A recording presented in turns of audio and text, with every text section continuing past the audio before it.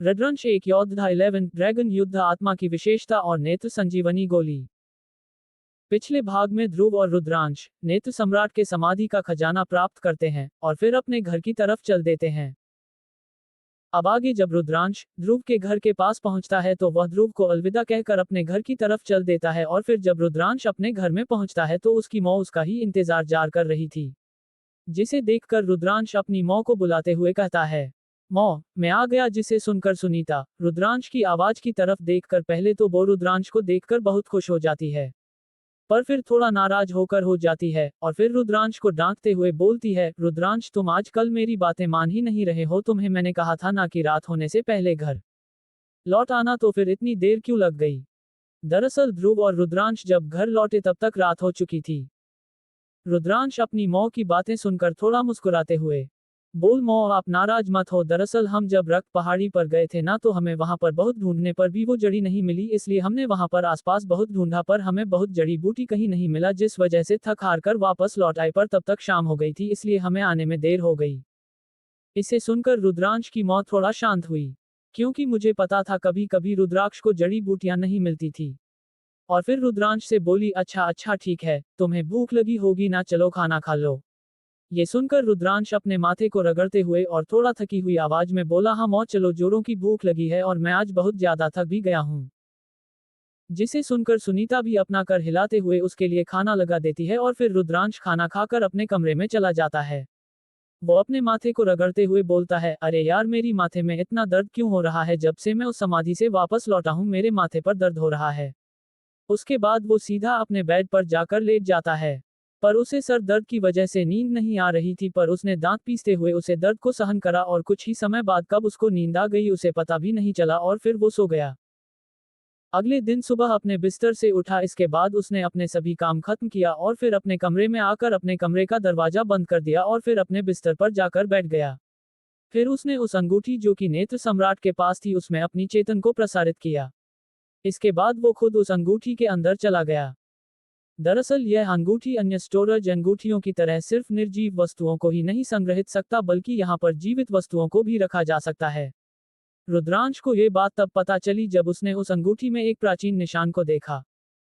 दरअसल ये निशान सिर्फ उसी स्टोरेज वस्तु पर होती है जहां पर किसी जीवित वस्तु को भी रखा जा सके। यह उसे अपने पूर्वजों की यादों से पता चला था। इसके बाद वहां पर उसे दिखा कि एक सुनहरी तलवार और एक सुनहरा भला करोड़ उच्च श्रेणी के ऊर्जा पत्थर और एक प्राचीन लकड़ी का बक्सा था। इसे देखकर रुद्रांश का मुंह खुला का खुला रह गया। जाहिर सी बात है उसने कभी भी इतनी सारी दौलत या हथियार नहीं देखी थी। ऊर्जा पत्थर दरअसल एक ऐसा पत्थर होता है जिसमें कुदरत की शक्तियां अधिक परिमाण में संघनित होता है, इसलिए सभी योद्धा उन पत्थरों की मदद से साधना करते हैं। जिस तरह हमारी पृथ्वी में पैसों से सब कुछ खरीदा जाता है, वैसे ही विभिन्न मूल्यवान धातु से बने सिक्कों के अलावा इन पत्थरों से भी कोई योद्धा कुछ भी खरीद सकता है।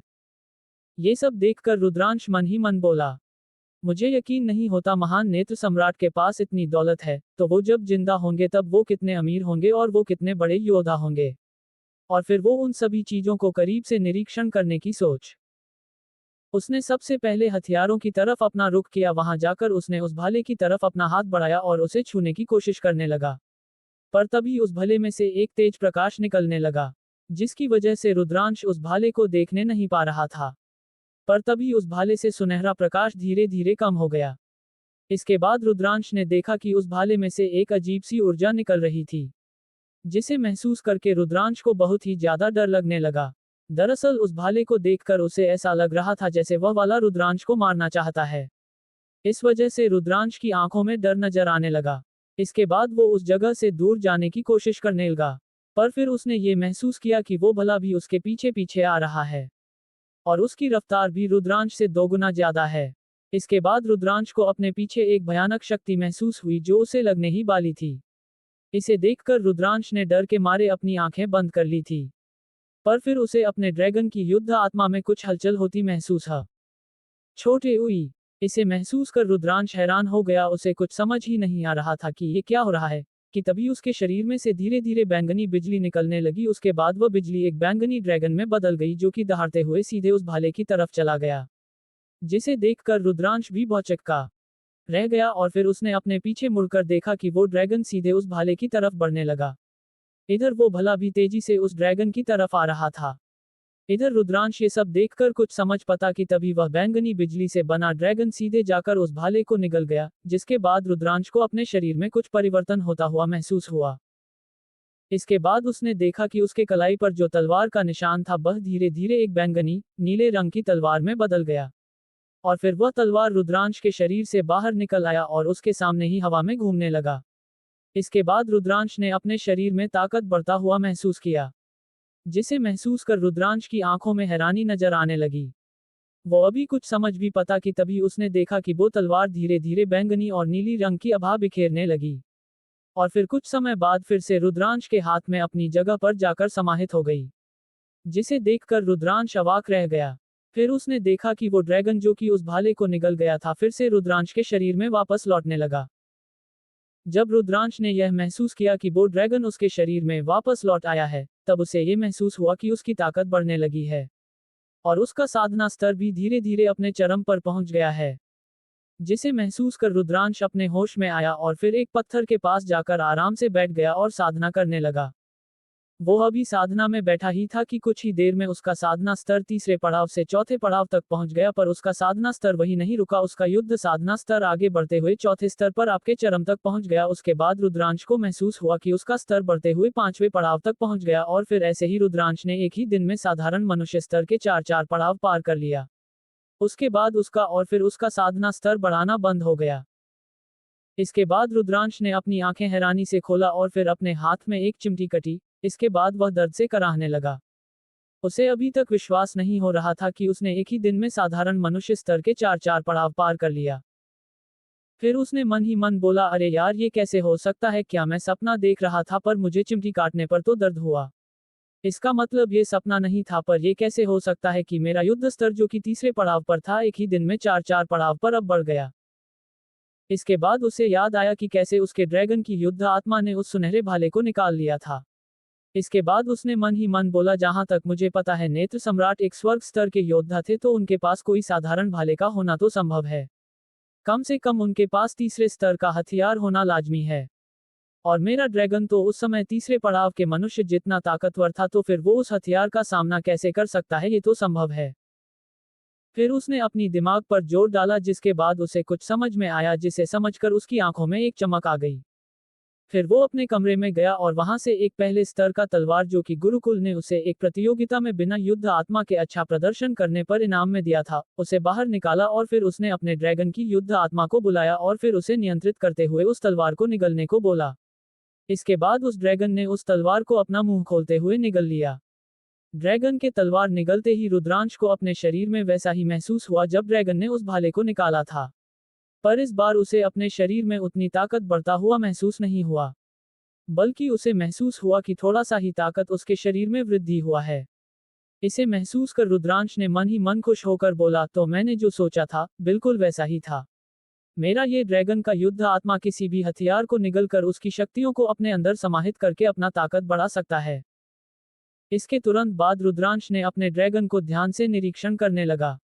उसकी निरीक्षण करते हुए उसने देखा कि उसके ड्रैगन युद्ध आत्मा के चमड़ी में से कुछ अंश सुनहरे रंग में बदल गया है, जिसे देखकर रुद्रांश बोला, लगता है उस तलवार के सभी धातु मेरे इस ड्रैगन के युद्ध आत्मा में समा गया है। इसे देखकर वो और भी खुश हो जाता है। वो सोचता है, अगर ऐसा ही है तो मेरा योद्धा आत्मा धीरे धीरे अपना शरीर तैयार होगा, और वह भी ऐसा वैसा नहीं, हथियारों के धातुओं से बना शरीर। इसके बाद वो बहुत ही ज्यादा ताकतवर हो जाएगा। इतना सोचकर को बहुत ही ज्यादा खुश हो गया। फिर उसे कुछ याद आया। उसने अपने कलाई पर देखा, जहां पर वह तलवार का निशान अभी भी था, पर वह अभी बाहर नहीं निकला था, जिसे देखकर रुद्रांश अपने मन ही मन सोचा, ये तलवार का निशान मेरे शरीर में क्यों है? माना कि वो लोकेट मेरे शरीर में है, पर इस तलवार में वह पत्थर क्यों जुड़ा हुआ है? क्या इसका मतलब यह है कि मैं इस तलवार को भी इस्तेमाल कर सकता हूँ? इतना सोचकर वो उसे तलवार के चिन्ह को गौर से देखने लगा, और फिर उसने उस तलवार को बुलाने की कोशिश किया, पर कुछ भी नहीं हुआ। फिर उसने अपने ड्रैगन को फिर से बुलाया, पर फिर भी वो तलवार बाहर नहीं निकला। ऐसे ही बहुत सारे प्रयास किया उसने, पर वह तलवार उस निशान से बाहर नहीं निकला, जिसे देखकर वो हताश हो गया।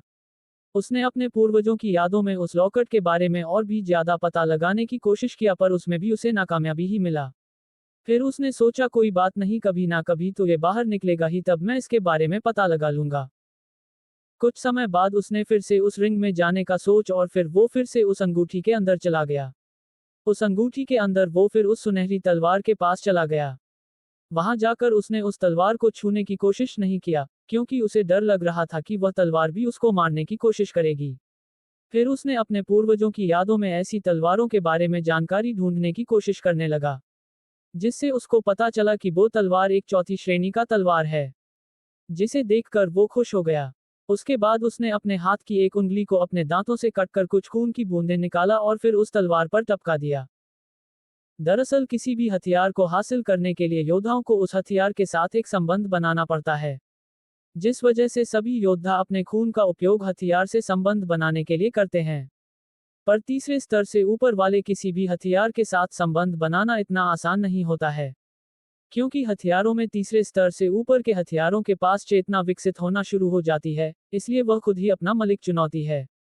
या फिर अगर कोई हथियार अपने मालिक से जुड़ी हुई है तो वह हथियार अपने मालिक से ज्यादा ताकतवर इंसान या फिर जिसने उसके मालिक को मारा होगा उसके अपना मालिक सुनती है। उस सुनहरे भाले में भी चेतना थी, इसका मतलब वह जरूर तीसरे स्तर से ऊपर का ही कोई हथियार होगा। इस वजह से वह हथियार रुद्रांश को मारने की कोशिश कर रहा था। जब रुद्रांश का खून उस सुनहरे तलवार पर गिरा, तब सुनहरे तलवार में कुछ कंपन होना शुरू हो गया। इसके बाद रुद्रांश को उस तलवार से अपना जुड़ाव महसूस हुआ, जिसे महसूस कर रुद्रांश के चेहरे पर एक बड़ी सी मुस्कान आ गई। इसके बाद उसने उस तलवार को पकड़ा और इधर उधर कलाबाजियां करने लगा। उसके बाद खुश होकर उसने उस तलवार को अपने कमर में बांध लिया और खुश होकर बोला, चलो ये तो हो गया और मुझे एक चौथे स्तर का हथियार भी मिल गया। अब चलो देखते हैं और क्या है नेत्र सम्राट के इस अंगूठी में। इसके बाद वो उस लकड़ी के बक्से के पास चला गया। जब रुद्रांश उस लकड़ी के बक्से के पास गया, तब उसने बड़े ही ध्यान से उस लकड़ी के बक्से को देखने लगा और फिर उसने उस लकड़ी के बक्से को अपने हाथों से धीरे धीरे खोला। उस लकड़ी के बक्से को खोलते ही उसमें से एक चकाचौंध कर देने वाली आभा प्रकट हुआ, जिस वजह से रुद्रांश को कुछ दिखा ही नहीं। पर फिर वहां पर धीरे धीरे वह रोशनी कम होने लगी, जिसके बाद रुद्रांश ने उस बक्से में देखा तो वहां पर एक औषधीय गोली थी और एक नक्शा भी था, जिसे देखकर वो अवाक के रह गया। इसके बाद उसने सोचा, इस बॉक्स में ये गोली और ये नक्शा क्या कर रहा है। फिर उसने उस बक्से में से उस औषधि गोली को बाहर निकालने के लिए आगे बढ़ा। जब रुद्रांश ने उस औषधि गोली को छुआ, तब उसकी आंखों में एक सुनहरी रोशनी निकलने लगी, जो कि सीधे जाकर उस गोली से टकरा गई। इसके कुछ समय बाद उस गोली में से कुछ ऊर्जा निकालकर रुद्रांश की आंखों में समा गया। इसके बाद रुद्रांश के दिमाग में कुछ संदेश आने शुरू हो गए, जिससे रुद्रांश चौंक गया। पर जब उसने उन संदेशों को पढ़ा, तो वो और भी ज्यादा आश्चर्यचकित हो गया। उसने उस संदेश में पढ़ा, मैं महान नेत्र सम्राट, अगर तुम इस संदेश को पढ़ रहे हो इसका मतलब तुमने मेरे कब्र में जा चुके हो और मेरे उत्तराधिकारी हो। क्योंकि तुम मेरे उत्तराधिकारी हो इसीलिए मैं तुम्हारे लिए ये गोली बनाई है। यह एक अनोखी गोली है जिसका नाम नेत्र संजीवनी गोली है। ये किसी भी इंसान के आंखों की शक्ति को 10 गुना ज्यादा बढ़ा देती है। तुम्हें शायद पता ना हो, पर तुम अगर यह संदेश पढ़ पा रहे हो इसका मतलब मेरी आंखों की शक्तियों में से एक छोटा सा भाग तुम्हारे आंखों में चला गया है।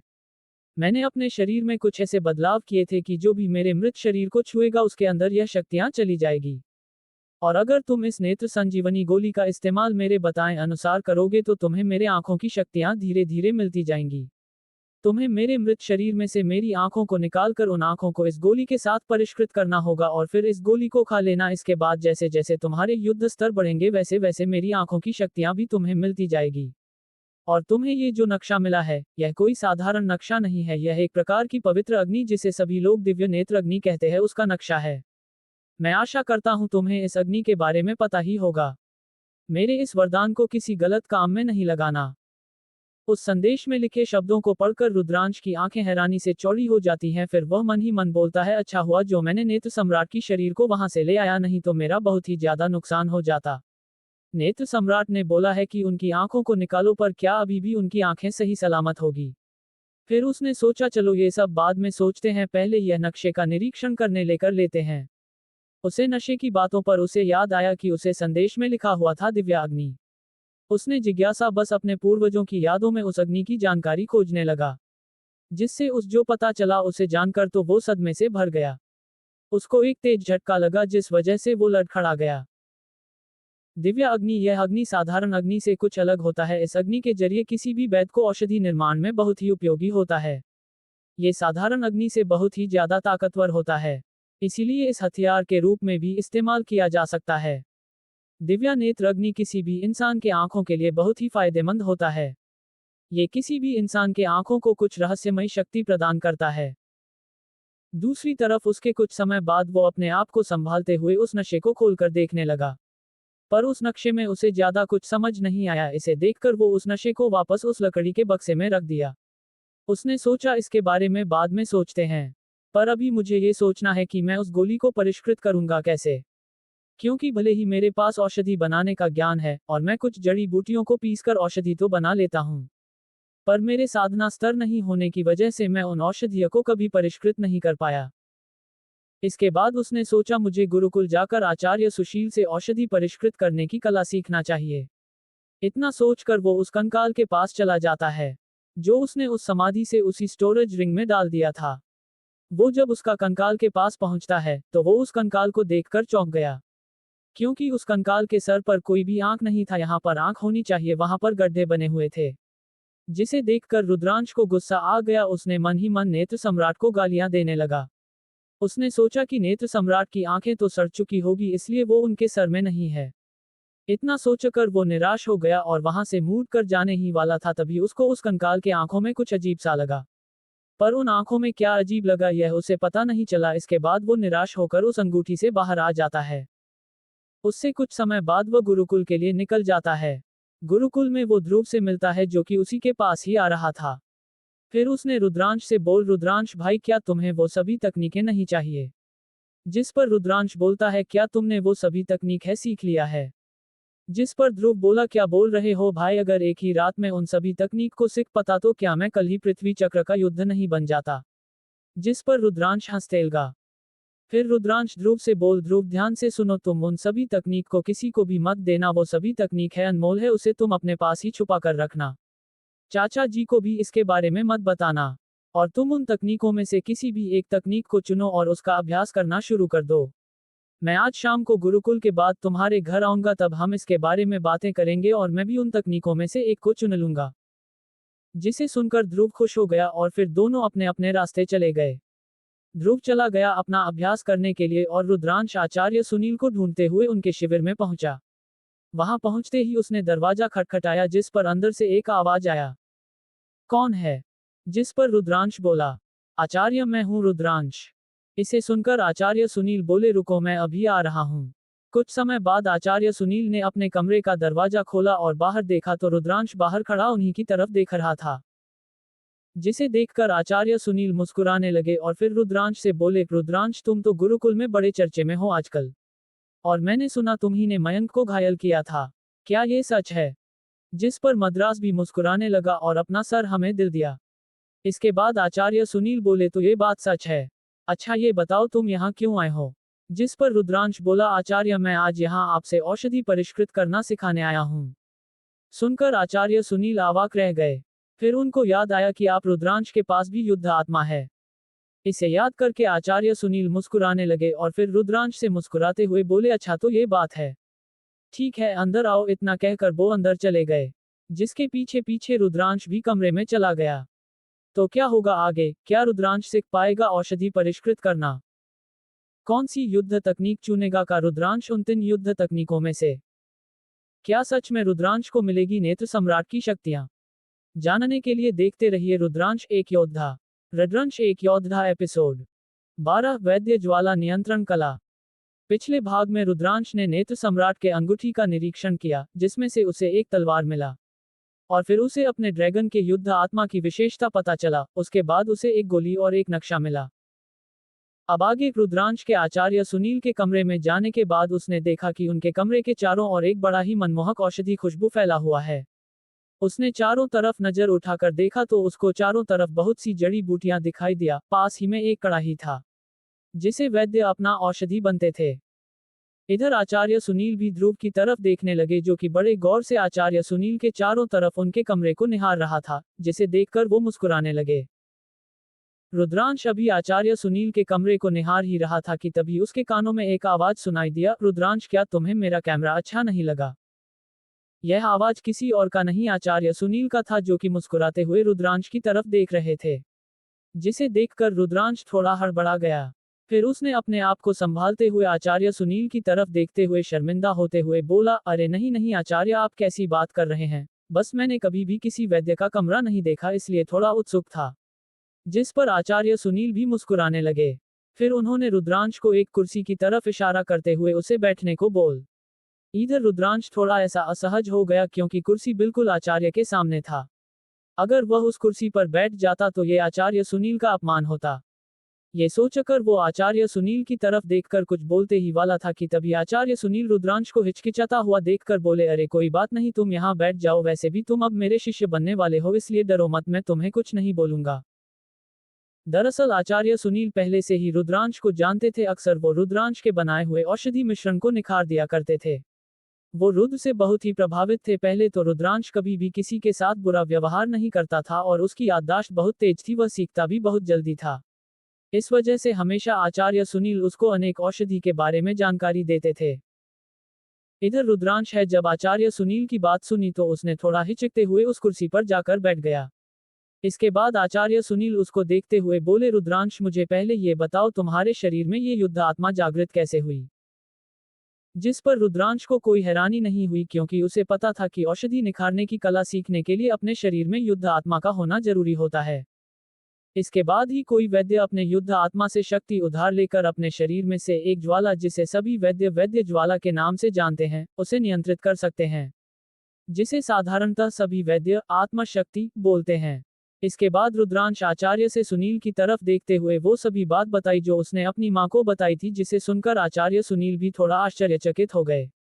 फिर उन्होंने थोड़ा गंभीर होकर बोला, मुझे लगता है तुम्हारे शरीर के शक्ति मार्ग में कुछ परेशानी थी, जिस वजह से तुम्हारे युद्ध आत्मा जागृत नहीं हो पा रही थी। जिस पर रुद्रांश ने भी अपना सर हिला दिया। फिर आचार्य सुनील ने रुद्रांश की तरफ देखते हुए कुछ समय रुककर बोले, तो तुम औषधि परिष्कृत करना सीखना चाहते हो? जिस पर रुद्रांश ने अपना सिर हिला दिया। इसके बाद आचार्य सुनील ने बोला, तो चलो ठीक है, मैं पहले तुम्हें औषधि परिष्कृत करना सिखाता हूँ। इस पर रुद्रांश ने अपना सर हिला दिया। दरअसल रुद्रांश को अपने पूर्वजों की यादों में पहले से ही औषधि परीक्षित करने की विधि मिल गई थी, पर उस तकनीक को खुद से सीखने से पहले कुछ अनुभव प्राप्त करना चाहता था, जिस वजह से उसने सोचा कि आचार्य सुनील से उनकी तकनीक का इस्तेमाल करते हुए औषधि परिष्कृत करना सीख जाए। उसके बाद वो अपने पूर्वजों की अग्नि नियंत्रण तकनीक को सीखने की कोशिश करेगा। इतना सोचकर वो आचार्य सुनील के पास आया था। दूसरी तरफ अच्छे से सुनील अपने कमरे में रखी जड़ी बूटियां में से 3 जड़ी बूटियां लगाकर रुद्र के सामने रख दिए। इसके बाद उन्होंने उन 3 जड़ी बूटियों में से एक लाल रंग की जड़ी को अपने हाथ में पकड़ते हुए अपने औषधि बनाने वाली कड़ाही में फेंक दिया और फिर उन्होंने रुद्रांश से बोला, रुद्रांश ध्यान से देखो मैं कैसे ये औषधि को परिष्कृत करता हूँ। इस पर रुद्रांश ने अपना सर हिला दिया। उसके बाद आचार्य सुनील ने अपने हाथ को झटकते हुए एक सफेद रंग की आग अपने हाथ में जलाया, जिसे रुद्रांश बड़े गौर से देखने लगा।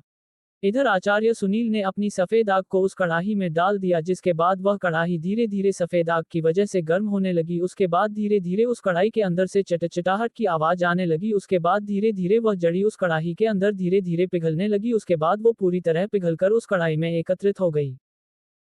इसके बाद आचार्य सुनील ने रुद्रांश की तरफ देखते हुए उसे समझाया, रुद्रांश किसी भी वैद्य को अगर कोई औषधि बनानी है तो उसके लिए उसके पास अंदरूनी अग्नि होनी चाहिए, जिसे लोग वैद्य ज्वाला भी कहते हैं।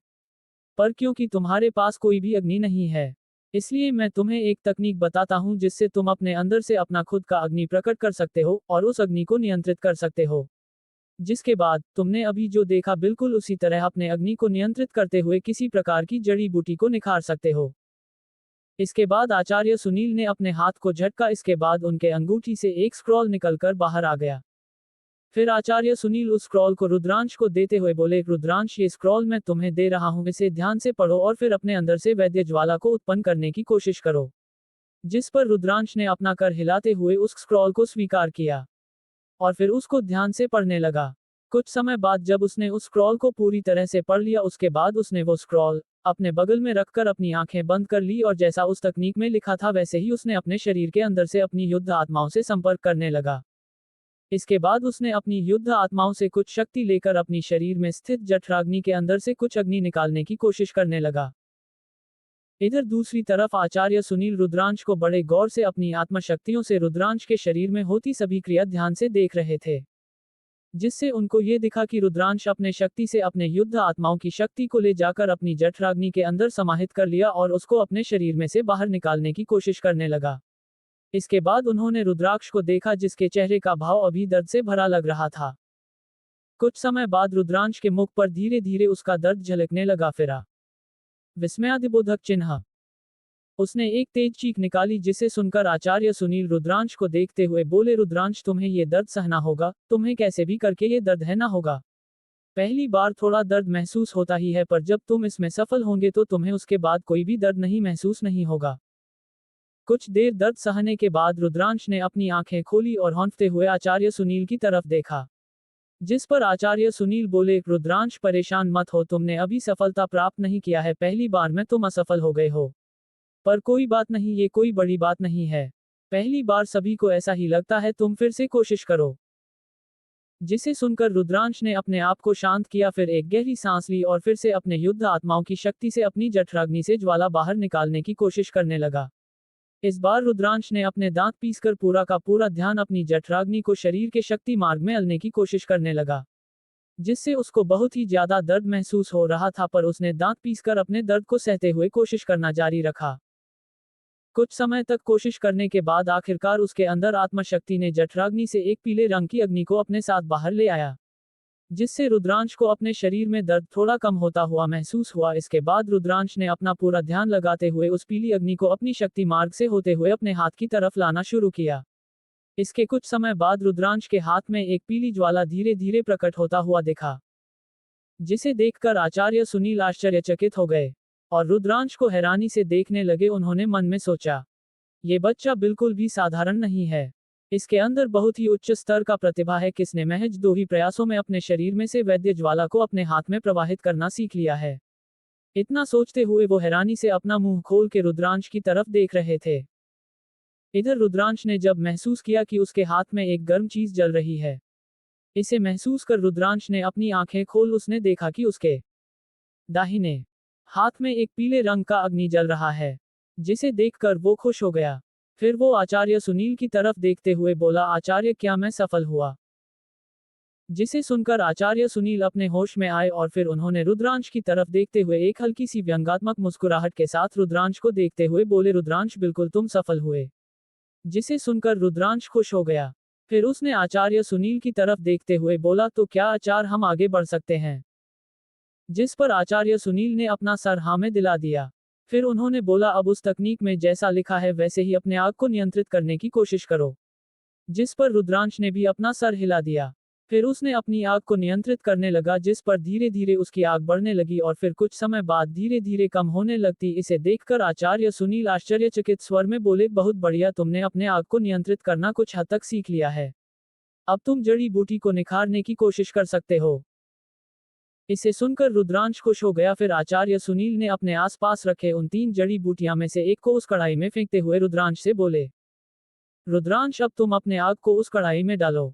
इसे सुनकर रुद्रांश ने अपनी आग को उस कढ़ाई में डाल दिया, जिससे एकदम से वह कढ़ाई गर्म होने लगी, जिसे देखकर आचार्य सुनील ने रुद्रांश को रोकते हुए बोले, रुद्रांश रुको। जिस पर रुद्रांश ने अपनी आंखें में आश्चर्य के साथ हैरानी भरी नजर से आचार्य सुनील की तरफ देखने लगा।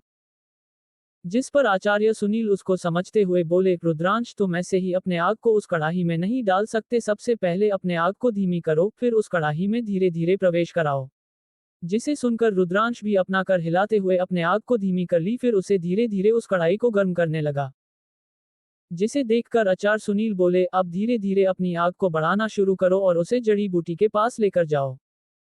जिसे सुनकर रुद्रांश भी वैसा ही करने लगा। जब रुद्रांश ने अपने आग को उस जड़ी बूटी के पास लेकर गया, तब आचार्य सुनील बोला, अब अपने आग को धीमा करो और उसे उस जड़ी के अनुसार धीरे धीरे उसके चारों तरफ फैलाओ। जिसे सुनकर रुद्रांश भी वैसा ही करने लगा, जिससे कड़ाही के अंदर धीरे धीरे वह जड़ी बूटी चटचटाने लगी और फिर जल्दी से उस जड़ी में आग सामने लगी और फिर उसका रंग धीरे धीरे काला होने लगा। जिसे देखकर आचार्य सुनील हड़बड़ाते हुए बोले, रुद्रांश अपनी आग को संभालो, वह उस जड़ी बूटी को जला रहा है। जिसे सुनकर रुद्रांश समझते हुए अपने आग को धीमी करने लगा। इसके बाद आचार्य सुनील रुद्रांश को देखते हुए बोले, रुद्रांश, किसी भी जड़ी बूटी को निखरने के लिए उस जड़ी बूटी के क्षमता, स्वभाव और प्रभाव के अनुसार उसको उतनी तापमान में पकाना चाहिए। तुमने उस जड़ी बूटी को निखार रहे हो, वो तुम्हारी आग के हिसाब से बहुत ही जल्दी राख में बदल जाएगी, इसलिए उसे बहुत ही धीरे धीरे पकाओ। ये सुनकर रुद्रांश भी अपना सर हिलाते हुए अपना पूरा ध्यान अपने आज को उस जड़ी बूटी के आसपास नियंत्रित करने लगा। इसके कुछ समय बाद वह जड़ी बूटी जो उस कड़ाही के अंदर था धीरे धीरे पिघलने लगा। इसे देखकर आचार्य सुनील खुश हो गए। उन्होंने मन ही मन सोचा, रुद्रांश ने तो मुझे भी पीछे छोड़ दिया। मैंने तो पहली बार औषधि को परिष्कृत किया था, तब मुझे 5 दिन लगे थे इसे सीखने में, पर रुद्रांश को तो कुछ समय लगा इसे सीखने में। इधर रुद्रांश भी अपनी कामयाबी पर बहुत ही खुश हो गया। फिर उसने आचार्य सुनील की तरफ देखते हुए पूछा, आचार्य, क्या मैं ही सही कर रहा हूँ? इस पर आचार्य सुनील मुस्कुराते हुए बोले, हाँ रुद्रांश, तुम बिल्कुल सही कर रहे हो। ऐसे ही रुद्रांश ने फिर और कुछ जड़ी बूटियां निकालने का अभ्यास करने लगा। ऐसे ही जड़ी बूटियां निखारते निखारते दोपहर हो गए। इसके बाद रुद्रांश को थोड़ी थकावट भी महसूस होने लगी, जिसे देखकर आचार्य सुनील रुद्रांश को देखते हुए बोले, रुद्रांश, अब तुम रुक जाओ, तुम्हें अब थोड़ा आराम करना चाहिए। मुझे पता है कि तुमने अभी बहुत से आत्मशक्ति का प्रयोग कर लिया है, अब तुम जाओ और थोड़ी देर आराम करो। इसे सुनकर रुद्रांश भी अपना सर हाँ में हिला दिया और उठकर वहां से जाने लगा। इसे देखकर अचानक आचार्य सुनील कुछ सोचते हुए रुद्रांश को रोकते हुए बोले, रुद्रांश, जरा रुको। इसके बाद वो अपने हाथ को झांकते ही उनके हाथ में एक गली आ गया, जिसे वो रुद्रांश को देते हुए बोले, रुद्रांश, यह एक साधारण से आत्मशक्ति गोली है, इसे तुम खा लो, जिससे तुम्हारे आत्मशक्ति में बढ़ोतरी होगी और तुम्हारी थकावट भी थोड़ा कम हो जाएगा। जिस पर रुद्रांश ने आचार्य सुनील की तरफ देखकर उनका धन्यवाद किया। रुद्राक्ष ने भी उस गोली को स्वीकार करते हुए आचार्य सुनील को प्रणाम किया और फिर वहां से चला गया। इधर आचार्य सुनील मन ही मन बोले, रुद्रांश, एक दिन तुम बहुत बड़े वैद्य बनोगे, मुझसे भी बड़े। इतना कहकर वो मुस्कुराने लगे।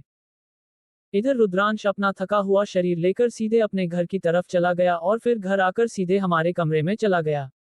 अब तक उसने आचार्य सुनील की दी हुई आत्मशक्ति गोली को खा लिया था।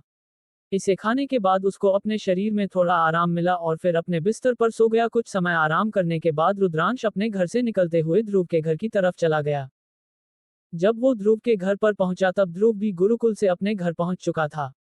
जब रुद्रांश ध्रुव के घर आया तो उसने ध्रुव को बुलाया, जिस पर ध्रुव उसको देखकर मुस्कुराने लगा और फिर उसे अपने साथ लेकर अपने कमरे में चला गया। इसके बाद उसने रुद्रांश से बोल, रुद्रांश भाई, मैंने सुना आप आज आचार्य सुनील के पास गए थे औषधि परिष्कृत करना सिखाने के लिए।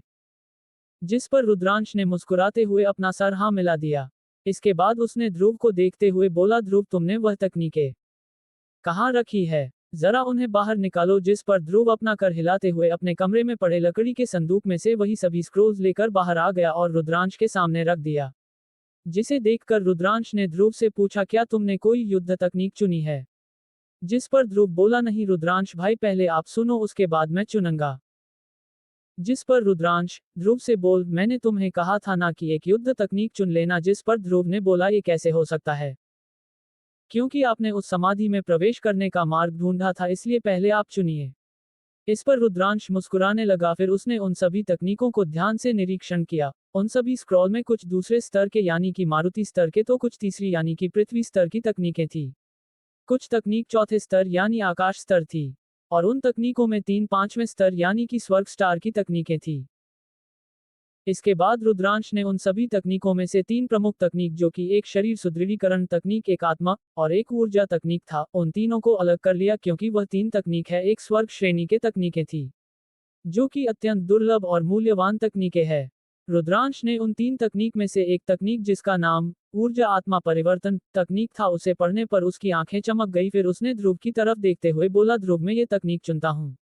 और फिर उसने एक और स्क्रॉल ध्रुव की तरफ बढ़ते हुए बोला, ध्रुव, तुम्हें ये तकनीक चुननी चाहिए, पर यह एक स्वर्ग श्रेणी का युद्ध तकनीक है, इसलिए तुम अभी इसे सीख नहीं सकते, क्योंकि अगर इसे तुम अभी सीखने लगे तो तुम्हारे शरीर को नुकसान पहुंच सकता है। जिस पर ध्रुव ने भी समझते हुए अपना सर हिला दिया। इसके बाद रुद्रांश ने ध्रुव को देखते हुए बोला, पर तुम चिंता मत करो। फिर उसने उन सभी तकनीक में से एक स्क्रॉल निकालकर ध्रुव की तरफ बढ़ते हुए बोला, तुम इस तकनीक का इस्तेमाल करो, क्योंकि तुम शरीर सुदृढ़ीकरण तकनीक का अभ्यास करते हो, इसलिए तुम्हें इस तकनीक से बहुत ही ज्यादा फायदा होगा। जिस पर ध्रुव उस स्क्रॉल को ले लेता है, जिसे देखकर रुद्रांश खुश हो जाता है। रुद्रांश ने ध्रुव को जो तकनीक दी थी वह एक मुष्टिका तकनीक थी, जिसका नाम था गंडक मुष्टिका तकनीक। इस तकनीक के अंदर गैंडे की ताकत थी। जो भी इस तकनीक को इस्तेमाल करेगा, उसको इस तकनीक के जरिए गैंडे की ताकत मिल जाएगी, जिससे उसका मुक्का किसी गैंडे के टकराने जितना ताकतवर हो जाएगी। जैसे जैसे योद्धा का साधना स्तर बढ़ता जाएगा, इस तकनीक में गैंडे की ताकत बढ़ती जाएगी। अगर कोई योद्धा मनुष्य स्तर में इस तकनीक को इस्तेमाल करता है, तो उसके पास एक गैंडे की ताकत होगी। पर वो योद्धा अगर अगले युद्ध स्तर में पहुंचेगा, तब उसके तकनीक में गैंडे की संख्या बढ़ती जाएगी। जैसे कि अगर कोई योद्धा मूलाधार चक्र स्तर में होकर इस तकनीक का इस्तेमाल करेगा, तो उसे इस तकनीक में 5 गैंडे की ताकत आ जाएगी।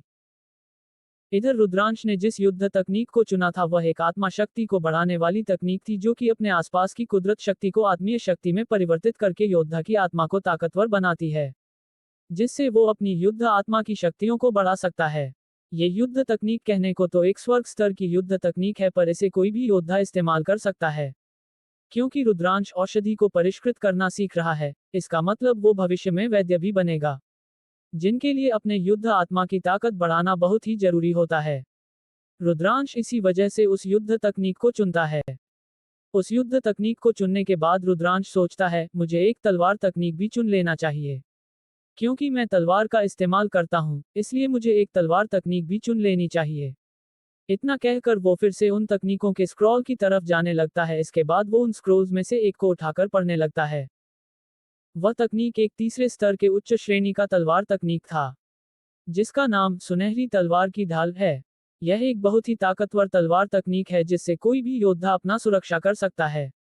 इस तलवार तकनीक में एक तलवार योद्धा के चारों तरफ इतनी तेजी से घूमता है कि हवा तक अंदर नहीं जा सकता है।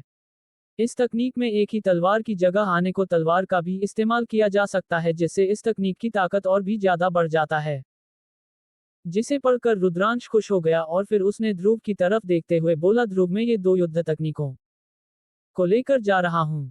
फिर उसने कुछ सोचकर अपनी अंगूठी में अपनी चेतना को प्रसारित किया। फिर उसमें से एक अंगूठी निकालकर ध्रुव को देते हुए बोला, ध्रुव, यह एक स्टोरेज अंगूठी है, इसे तुम अपने पास रखो। जिसे सुनकर ध्रुव की आंखें हैरानी से चौड़ी हो गई और वह रुद्रांश को हैरानी से देखते हुए बोला, क्या कहा आपने? यह एक स्टोरेज अंगूठी है? ये तो बहुत ही ज्यादा मूल्यवान वस्तु है ना, यह आपको कहां से मिला? जिस पर रुद्रांश मुस्कुराते हुए ध्रुव से बोला, ये नेत्र सम्राट की स्टोरेज रिंग में था, ये तुम अपने पास रखो। इसे सुनकर ध्रुव हिचकिचाने लगा। इसे देखकर रुद्रांश ध्रुव को बोला, ध्रुव, तुम ज्यादा मत सोचो, मेरे पास पहले से ही एक स्टोरेज रिंग है, इसे तुम अपने पास रखो। इसे सुनकर ध्रुव भी मना नहीं कर पाया और उस अंगूठी को अपने पास रख लिया, जिसे देखकर रुद्रांश मुस्कुराने लगा। इसके बाद रुद्रांश ध्रुव से विदा लेकर अपने घर की तरफ चला गया। रुद्रांश के जाने के बाद ध्रुव उस अंगूठी में अपने चेतना प्रसारित किया और अंदर झांकने लगा। जब ध्रुव ने अंदर झांक कर देखा, तो वह आवाज रह गया। उसने देखा कि उसके स्टोरेज रिंग में बहुत सारे उच्च श्रेणी के ऊर्जा पत्थर पड़े हुए थे, जिसे देखकर वो मन ही मन बोला, क्या रुद्रांश भाई को ये पत्थर भी उस अंगूठी में मिला था? इसके बाद रुद्रांश के प्रति उसका सम्मान और भी बढ़ गया। क्या होगा आगे? क्या रुद्रांश हो पाएगा अपने मकसद में कामयाब? उन बाकी तकनीक का वो क्या करेगा? इन सभी सवालों के जवाब जानने के लिए देखते रहिए रुद्रांश एक योद्धा।